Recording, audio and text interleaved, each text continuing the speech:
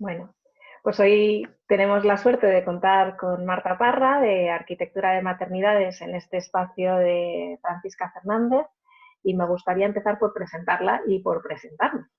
Yo soy Mónica Llagostera, compañera de Francisca en el despacho y también en el activismo, aunque hago un pasito por detrás, que ya lleva mucho a las espaldas. Y Marta Parra, que tenemos aquí acompañándonos hoy, es parte del binomio de arquitectura de maternidades junto con Angela Miller, que bueno, tienen un proyecto precioso de humanizar la arquitectura, de humanizar los espacios, no solo para la maternidad, porque estudiando un poquito para esta entrevista he visto que han hecho algunos otros proyectos muy bonitos y bueno, que me han interesado muchísimo. Y bueno, pues aquí estamos para conocerlas un poquito mejor. Creo que Angela Miller hoy no puede estar con nosotros, ¿verdad, Marta? Exacto, se disculpa y bueno, pues haré lo que pueda para semisuplirla. Bueno, yo como presentación vuestra tenía que ambas compartís pues muchas cosas, ¿no? O sea, las dos sois arquitectas, las dos habéis pasado por la experiencia de la maternidad 3 veces, para mí sois unas campeonas, porque ya no es solamente lo de familia numerosa, para mí es que sois unas cracks. Yo tengo una niña y ya con una me parece que he cubierto el cupo. Además, sois activistas por los derechos de un parto respetado y humanizado. En la asociación El Parto es Nuestro, me parece que estáis las dos. Y habéis hecho, conjunto con el Ministerio de Sanidad en su momento, también trabajasteis en la estrategia para un parto normalizado en el ámbito de cómo deberían ser las maternidades hospitalarias. Y además, como colofón, en 2018 fuisteis arquitectas del año, lo cual debe ser una satisfacción bastante grande, ¿no, Marta? Sí, la verdad que llevamos, como dices, llevamos casi desde que nuestras maternidades empezaron en el mundo de la defensa de los derechos de la atención al parto, ¿no? Primero como activistas y después lo hemos transformado desde nuestro punto de vista profesional, desde el aporte de nuestra profesión, desde la arquitectura, porque sabemos que el entorno, el diseño de la arquitectura tiene un impacto muy fuerte respecto a lo que ocurre, ¿no? Y en un parto, que es un momento de alta vulnerabilidad, el entorno puede o beneficiarlo o bloquearlo en función de lo que estamos transmitiendo con ese entorno, ¿no? Y ponernos a trabajar en este ámbito pues del diseño y de la arquitectura enfocado a partos más saludables y más seguros, pues fue una manera maravillosa de unir las dos cosas que teníamos, ¿no? Nuestras ganas de mejorar las cosas para todas las mujeres y los bebés y la posibilidad de hacerlo desde un enfoque profesional. Y fue precisamente a raíz de que el Ministerio nos encargase hace ya en 2008 un documento junto con Pilar de la Cueva como ginecóloga y obstetra para analizar y detectar qué fallaba en los espacios de parto tradicionales en los que estamos acostumbrados y cómo podrían o deberían ser como propuesta. Y ahí empezamos un camino sin retorno de intento de mejora de los espacios, que al final se trata básicamente de escuchar a las mujeres, escuchar sus necesidades y diseñar para que esas necesidades en el momento del parto estén cubiertas. Y ese es un poco. Y sí que es verdad que hace un par de años el Consejo Superior de Arquitectos de España pues nos quiso mostrar, ¿no?, que ese compromiso social, que muchas veces desde la arquitectura pues parece que es otra cosa muy distanciada de los problemas sociales, pues que ese compromiso social tenía cabida en el entorno arquitectónico y bueno, pues fue ese reconocimiento tan bonito, ¿no? Pues es importante. A mí me parece que es muy importante que cuando el activismo además lo puedes llevar no solo en una faceta personal de tu vida, ¿no?, como un compromiso, sino además aportar tu granito de arena como profesional, es fantástico. Es fantástico porque las cosas toman otro sentido y se hacen con otra ilusión. No es trabajar por trabajar sin más, pero bueno, de hecho, Sí. Estaba aquí, es una suerte, o sea, poder hacer lo que hacemos es una suerte. eso es fantástico. Mira, de hecho, cuando estaba leyendo algunas de vuestras entrevistas, me parecía estar releyendo a Michelle Oden, cuando me leí yo estando embarazada lo de que somos mamíferos en el fondo, ¿no? Y que necesitamos nuestro espacio y que si no se nos ocurriría interrumpir en el parto de una gata o de una perrita o demás, ¿cómo podemos pensar que la manera en la que nacemos hoy día no está influyendo en los resultados, o sea, de cesáreas, de intervenciones innecesarias, etcétera? Entonces, cuando conocí vuestro trabajo, ya hace tiempo, me maravilló. Me maravilló, por un lado, el que pudierais trasladarlo y, por otro lado, el que hablaseis de algo tan disruptivo como puede ser el diseño basado en la evidencia, ¿no? Porque debería ser evidente, pero no lo es. Entonces, como tantas cosas relacionadas con la maternidad, que al final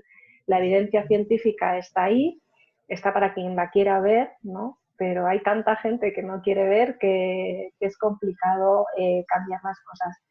Y yo creo que fue muy disruptivo que hablaseis de eso, del diseño basado en la evidencia. ¿Qué dificultades os encontrasteis? Pues mira, lo cierto es que en relación a la maternidad efectivamente nos movemos más en el mundo de las creencias que de la evidencia, ¿no? Y además son mucho más difíciles de desmontar. Pues tenemos pilas de evidencia científica desde hace años y más pilas bueno, pues al final el problema o el bloqueo está en otros sitios, ¿no? De donde se necesitan producir los cambios. Y en un tema como el diseño, ¿no? Que parece que todo acaba siendo, me parece bonito, a mí no me gusta, a mí sí, ¿no? No, detrás hay mucha sabiduría, hay mucho saber y mucho conocimiento a aplicar y con unos resultados que si se miden se entiende clarísimamente que funciona y que no. Y en ese sentido hemos tenido mucha suerte porque hicimos un proyecto muy integral en una clínica en Madrid, en la clínica HM Nuevo Belén en Madrid, en el cual el proyecto incluía no solo la transformación de los espacios, sino también la atención al parto. Y entonces, en este entorno trabajan una serie de profesionales, de matronas, que trabajan con ese enfoque de parto fisiológico, ¿no? Y hemos tenido la suerte de poder medir resultados, porque es una clínica Bueno, además que el resto de la actividad es solo maternidad, el resto de la actividad sigue como siempre, como toda la vida, y en modo pues isla aparece este espacio con estas salas de parto, son 3 salas de parto y su pequeño entorno, en el que se trabaja de una manera muy fisiológica y en estos entornos muy adaptados. Y tenemos resultados obstétricos, y tenemos unos resultados absolutamente increíbles. Y el bueno, número de cesáreas en estos espacios está por debajo del 10%. fíjate. Y de episiotomías está por debajo del 5%. O sea, mientras que en el resto del hospital y en el resto de hospitales y de clínicas de Madrid, los resultados son 10 veces superiores, ¿no? Increíble. Entonces, esto está contado, lo hemos contado 100 veces, pero bueno, pues poco a poco, ¿no? Yo creo que al final nuestro proyecto es un proyecto de salud, para la salud. Nosotras siempre decimos que el espacio puede ser un tercer cuidador y nos gusta pensar que nuestros espacios cuidan de las mujeres de parto o de los pacientes que se encuentran en otras situaciones y ese reto de que las cosas van a ir mejor, va a haber más salud porque donde esa persona está se puede encontrar lo suficientemente a gusto y lo suficientemente segura y con la suficiente intimidad como para proporcionar un entorno seguro para que el parto vaya bien o cualquier otro proceso de salud o de curación, pues nos encanta, nos parece muy importante. Es precioso. De hecho, eso que hablas del espacio como tercer cuidador me llamó mucho la atención en el proyecto que habéis hecho en Aranda, porque además de arquitectura de maternidades, como bien dices, pues también habéis hecho otras cosas Perdóname y que me acerco, me está entrando sí. el sol en la ventana. Disculpa, ya está.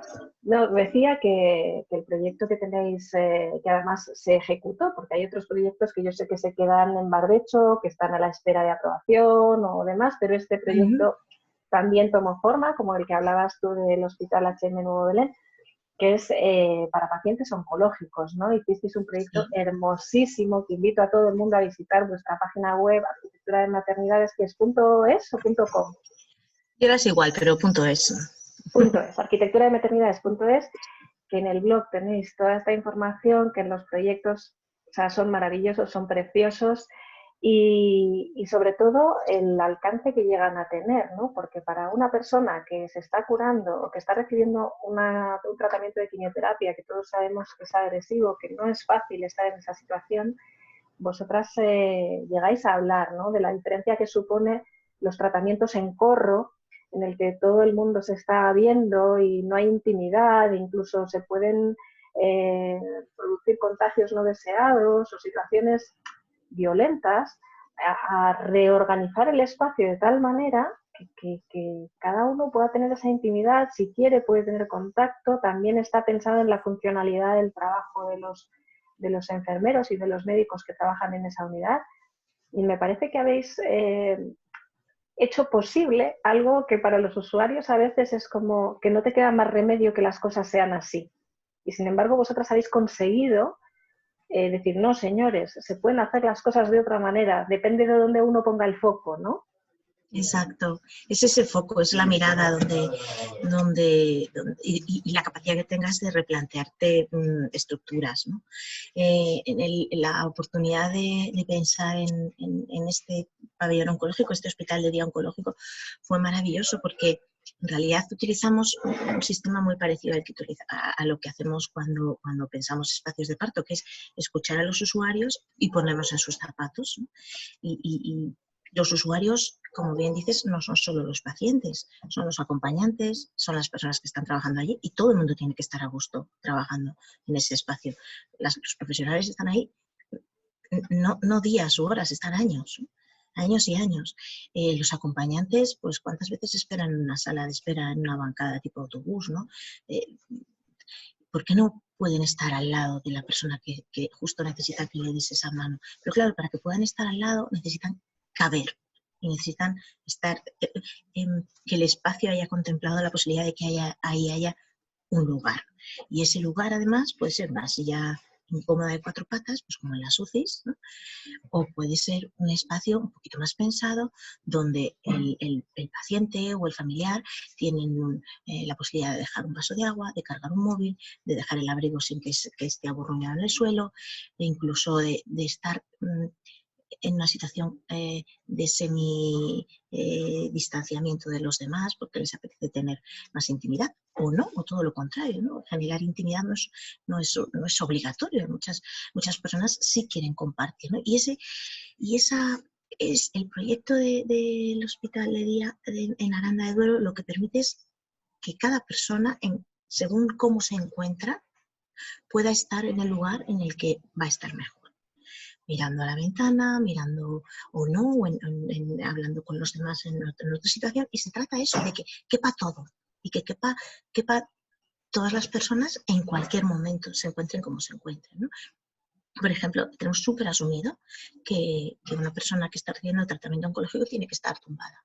Hay personas que se encuentran muy mal y otras personas que no se encuentran muy mal. Se pueden levantar, se pueden pasear, pueden jugar al dominó con sus compañeros, con sus familiares, pueden tener unas revistas, una pequeña biblioteca y cogerlo y leerlo. Pero claro, tiene que ser posible, ¿no? Y entonces pensar en todos estos mini detalles, pues, y hacerlos además con un compromiso de que fuese un edificio que de verdad no enfermase, con materiales supernaturales, desde un enfoque de arquitectura sostenible integral. No podemos seguir haciendo edificios con materiales que nos hacen estar peor, que nos intoxican. Entonces es un proyecto muy bonito porque une esa parte muy sostenible, de mucho compromiso con que los materiales, la construcción, es un edificio de madera, en estructura, en fachadas, en mobiliario. Está todo pensado para que la salud vaya para adelante, ¿no? Con un ambiente muy optimista, con color, ¿no? Intentar alejarnos de ese ambiente institucionalizado, hospitalario, que nos hace saber que estamos en un lugar de enfermedad para hacer todo lo contrario, ¿no? Abrir ventanas, que la vista se vaya a los árboles del exterior y que nos den ganas de mirar al cielo y seguir viviendo, ¿no? Ese es un poco el proyecto y el reto, que además lo hicimos con Viray Arquitectos, es el otro estudio hermano, que es quien aporta la sostenibilidad, ese compromiso muy integral con una manera diferente también de hacer arquitectura desde el cuidado de la naturaleza, ¿no? Al final son todo cuidados. Eso es fantástico y me lleva un poco a pensar cómo lo habrá vivido pues los usuarios, ¿no? Los pacientes. ¿Habéis recibido feedback de parte de los pacientes y de los trabajadores y los familiares? Pues tuvimos la rapidez de hacer unas entrevistas a pacientes, familiares y profesionales que habían trabajado en el espacio anterior, que habían estado en el espacio anterior y que estaban en el nuevo, ¿no? Y tenemos recogidos todos sus testimonios y son preciosos. Pero me quedo con uno que era de un paciente que contaba cómo era en el espacio anterior, pues con mucho frío, un espacio muy sin ver el exterior, todos en círculo mirándose las caras, muy deprimente, ¿no? Y dice, ahora cuando llego me siento y veo los árboles y veo los patos, porque está justo en la ribera del Duero, y veo mi pueblo y pienso, no está mal esto, ¿no? Entonces es como, ¡ah! No está mal esto, bueno, me quedo con eso, ¿no? No está mal, no está mal.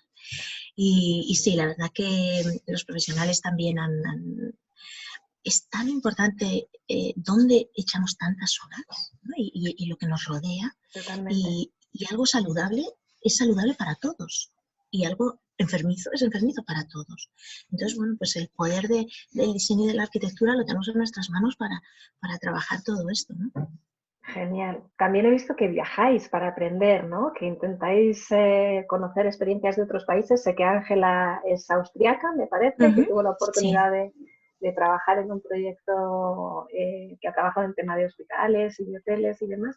Pero me gustaría saber cuál es la experiencia que más os ha llamado la atención en cuanto a este aspecto de cuidado, ¿no? De que el espacio sea un cuidador también. O sea, ¿qué viaje te ha marcado más, Marta? ¿Qué es lo que más te ha gustado que has visto por ahí? Pues la verdad que, bueno, me puedo enrollar, ¿eh? No, lo cierto que viajar con Ángela es la manera que hemos tenido desde el principio de aprender muchas cosas que no estaban escritas en castellano, no había bibliografía y era como, ¿cómo vamos a saber cómo hacer las cosas si no tenemos ninguna referencia? Entonces decidimos pues ir a buscar sitios, ir a ver hospitales, ir a ver maternidades y verlas contadas por profesionales que trabajan allí.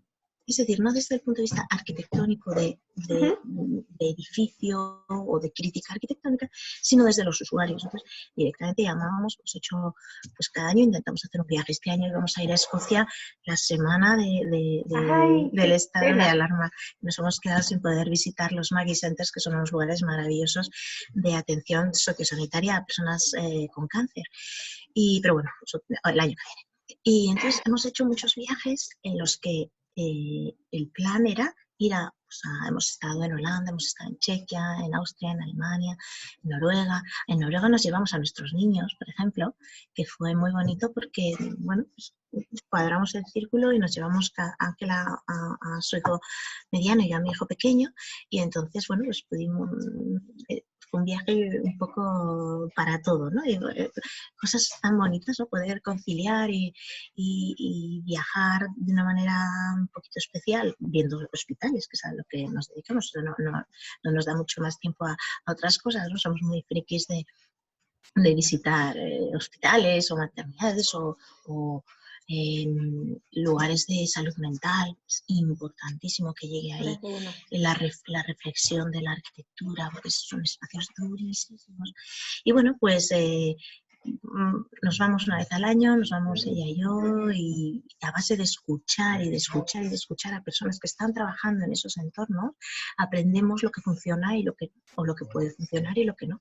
Lo recogemos, lo traemos a España, lo reflexionamos y bueno, pues vamos implementándolo, vamos compartiéndolo y vamos pues aprendiendo así, ¿no? Pero al final es curioso porque, y también aprendemos de otras facetas de la arquitectura que no es exactamente la sanitaria, la arquitectura educativa, ese cambio que ya ha dado también de paradigma para generar espacios pensados en el estudiante, no tanto en el sistema antiguo de profesor que da clase, etcétera, o de espacios de trabajo, ¿no? Los espacios de trabajo y oficinas han dado un paso más hace mucho tiempo y ya están con unos niveles de bienestar y de well-being, etcétera, de los que podemos aprender mucho en el entorno sanitario, ¿no? Entonces, bueno, pues intentar que todas estas mezclas, pues cocinar todos estos ingredientes y estar siempre muy atentos de todo lo que sale aquí o fuera para tener ahí esa alerta y bueno, pues seguir aprendiendo. Qué bueno. Hablabas de los Magis, que es una experiencia que yo no conocía, que la he conocido a través vuestro, que comentabas que eran centros sociosanitarios para pacientes oncológicos o pacientes que están enfermos y que están cercanos a los hospitales para que tengan un espacio que no esté medicalizado como tal y que ahora se han reconvertido para ayudar a los sanitarios que están con el estrés del COVID, ¿no? O sea, brutal. Es una pasada, claro, porque lo has descrito fenomenal, no son espacios donde se dan terapias, son espacios donde se acompaña al paciente y su familia, que se genera un entorno lo suficientemente doméstico, agradable y amable como para lo que llevamos hablando, para que esas personas estén bien. Ese es el enfoque. Desde un cuidado meticulosísimo del diseño, de los materiales naturales, del exterior, todas estas cosas que estamos hablando. Y claro, los espacios tradicionales de los profesionales en los hospitales son tremendamente duros.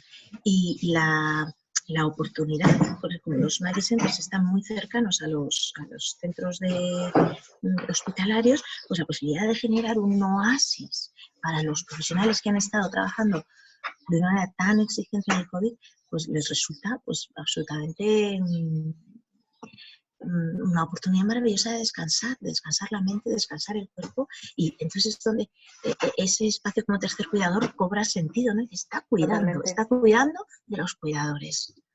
Y esa es la importancia, ¿no? Es fantástico.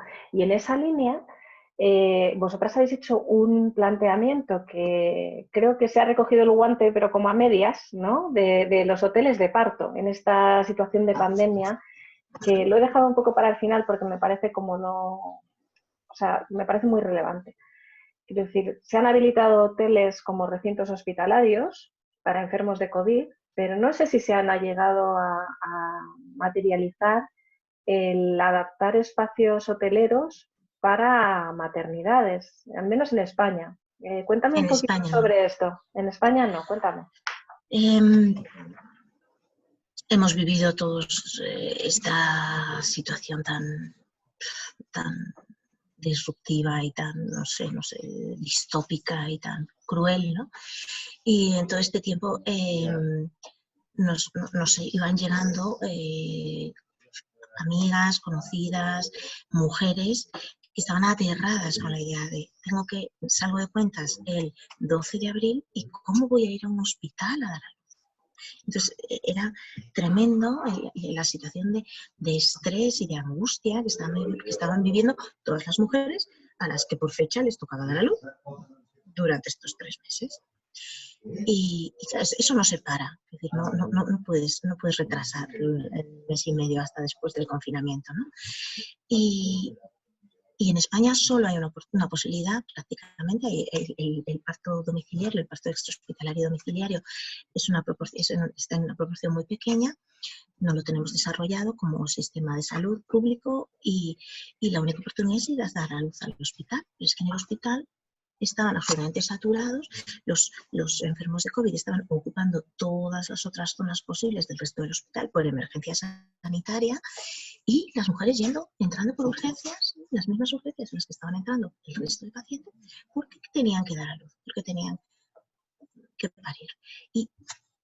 Y era tan ilógico juntar una mujer sana que va a dar a luz con la situación más compleja y complicada a nivel sanitario que nos hemos encontrado con un nivel de contagios como el que hemos vivido, que era necesario y urgente dar una salida, una opción, una propuesta. Muchas mujeres comenzaron a pensar en quedarse en sus casas, o sea, el quédate en casa del hashtag era como, si es que yo no quiero contagiarme de coronavirus.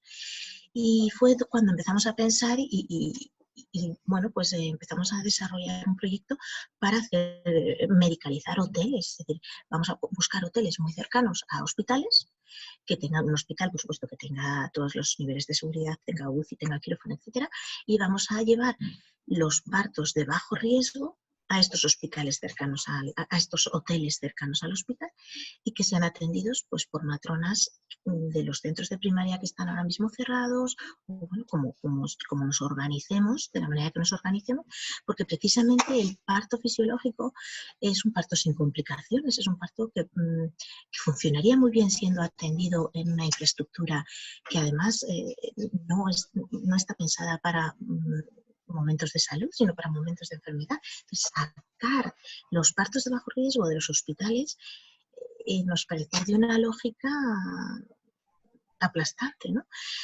Y bueno, pues muchos hoteles empezaron a medicalizarse, con lo cual bueno, pues resultaba bastante sencillo copiar el modelo.